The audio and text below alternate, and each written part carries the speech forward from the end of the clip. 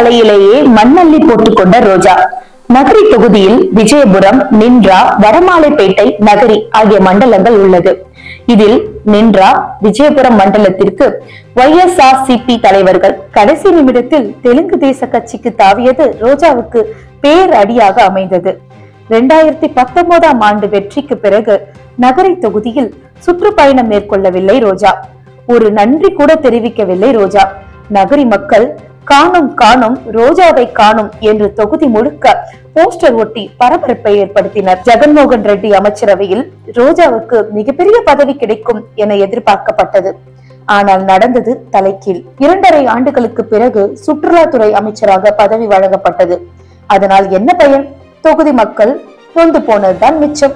ரோஜாவின் திமிரு, ஆணவத்தால் மூத்த அரசியல் தலைவர்களை துச்சமாக நினைத்தார் என்பது அந்த தொகுதி மக்களின் கருத்து.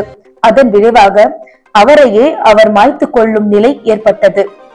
இதனாலே தன் தலையிலேயே மண்ணள்ளி போட்டுக் கொண்ட பெருமை ரோஜாவையே சார்ந்தது. நகரி தொகுதியில் தனக்கென செல்வாக்கோடு பலம் வந்தவர் KJ குமார் அவரையே எதிர்த்து தன்னால் அரசியல் செய்ய முடியும் என கனவு கண்டார். இத்தனைக்கும் KJ குமார் YSR கட்சியில் தனித்த அடையாளத்தையும் பெரும் பலமும் அவருக்கு இருந்தது.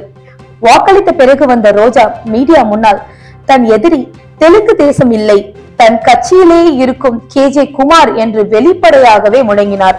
3வது முறையாக ஹாட்ரிக் அடிக்க வேண்டிய ரோஜாவின் வாழ்வில் முள்ளாக நின்றது RK செல்வமணிதான். தனது சுயநலத்திற்காக தனது ஜாதிக்காரர்களான முதலியார் சமுதாயத்திற்கே முன்னுரிமை கொடுத்தார்.